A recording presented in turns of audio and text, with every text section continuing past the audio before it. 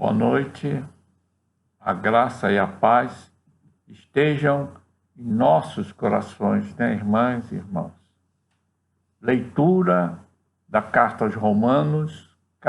aos Romanos, capítulo 8, verso 28, 29 e 30. Diz o verso 28 de Romanos 8. Sabemos que todas as coisas cooperam para o bem daqueles que amam a Deus e daqueles que são chamados segundo o seu propósito. Porquanto, aos que de antemão conheceu, também os predestinou para serem conformes à imagem de seu Filho, a fim de que ele seja o primogênito entre muitos irmãos. E aos que predestinou, a esses também chamou. E aos que chamou, a esses também justificou. E os que ao justificou, a esses também glorificou. Esse é o texto de Romanos 8, que vai nos servir de base, para essa breve explanação. Romanos já é uma carta de destaque, das coisas escritas pelo irmão Paulo. A carta aos Romanos já é um destaque. E esse capítulo 8 é por todos considerado como o ápice, o ponto mais alto das ideias desenvolvidas por Paulo na carta aos Romanos. Esse extrato que a gente fez, 8, 28 a 30, em verdade, ele começa um pouquinho antes, em 8, 26, Romanos 8, versículo 26, aonde o apóstolo escreve: também o Espírito, semelhantemente, nos assiste em nossas fraquezas, porque não sabemos orar como convém. Olha, saber orar como convém, Paulo, está dizendo. Não sabemos orar como convém, mas o mesmo Espírito intercede por nós sobremaneira com gemidos inexprimíveis. Os eruditos, autores, comentaristas de autoridade, eles são unânimes em dizer que esse Romanos é a carta de maior destaque do irmão Paulo. O capítulo 8 da carta de Romanos é o ápice, é onde a carta atinge seu ponto mais alto. E esse trecho que a gente está trabalhando é como que o início, o Paulo ele começa nesse 8:26 a encerrar o que viria a ser conhecido como capítulo 8, que hoje nós prezamos tanto. Mas são muitas ideias, e a ideia, vamos reduzindo esse campo de observação, então, que vai se aproximando do local, fizemos um sobrevoo, vamos nos aproximando agora da ideia que nos interessa. Nos interessa muito aquela ideia que diz que aos que de antemão conheceu, aqueles que Deus conheceu como de antemão, ele os predestinou. Aqueles que Deus conheceu de antemão, é o verso 29. Ele os predestinou para serem conforme a imagem de seu Filho, a fim de que ele seja o primogênito entre muitos irmãos. No 28, Paulo diz: todas as coisas, de Paulo, é tão interessante o irmão Paulo, sabemos, que todas as coisas cooperam para o bem. Se a gente parar por aí, todas as coisas cooperam para o bem daqueles que amam a Deus e que são chamados segundo o propósito de Deus. E a gente vê no verso 29, que aqueles que Deus conheceu, ele predestinou para serem a imagem de seu Filho, para que esse seu Filho, que é Jesus Cristo, seja o primogênito entre muitos irmãos. colocar um pouquinho de ordem aí nessas ideias, porque a gente vê que há pessoas a que Deus vai chamar, né? O chamado, né? E aquele ele chamou, ele justificou. E aquele ele justificou, ele glorificou. Esse é o tema aí.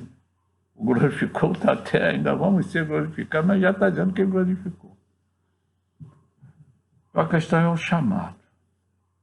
Deus tem um propósito, né? Conforme as ideias que estão aqui consolidando aos pouquinhos. Deus tem um propósito, a alguns, né? Aqueles que ele chama, né? Aqueles que amam a ele e que tem, então, o segundo propósito de Deus. E qual é o propósito de Deus? Ele nos predestinou, né, com um propósito de sermos a imagem de seu Filho, para que este seja o primogênito entre muitos irmãos.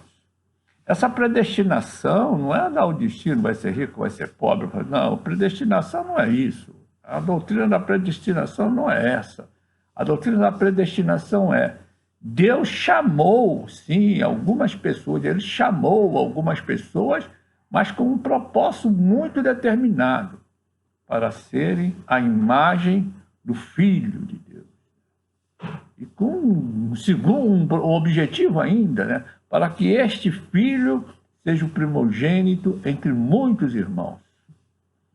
E isso aí não é para favorecer o Filho de Deus. Jesus, ele não precisa desse tipo de favorecimento, de ter muitos irmãos, de ter a glória. Não. Ele, para que Jesus seja o primogênito de muitos irmãos, para que a gente possa ser considerado, né, irmão de Jesus Cristo. Então, aqueles que foram chamados por Deus com esse propósito de ser a imagem do Cristo, nos transformamos em irmãos, né? Nós somos irmãos do Cristo, portanto, filhos de Deus, e o que é mais importante, co-herdeiros. Nós herdamos tudo que o Cristo herdou, a glória, né? Aquele tesouro que está lá no céu, né? Nós vamos falar desse tesouro, que assim nós vamos ter uns cinco encontros para partilhar um pouco essas ideias aqui. Então, nós, como irmãos, nós somos herdeiros, co-herdeiros com Cristo, né? Da glória que ele recebe lá nos céus. Também das dores, mas isso é outra causa, outra conversa. Mas o que interessa, o que temos que ser, é a imagem. Como nós vamos nos transformar à imagem de Cristo?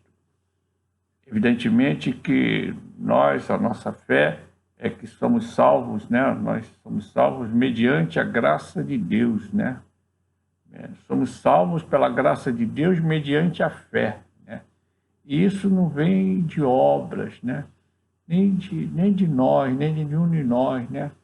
Para que ninguém se glorie, né? Está lá em Efésios 2, 8, 9, né?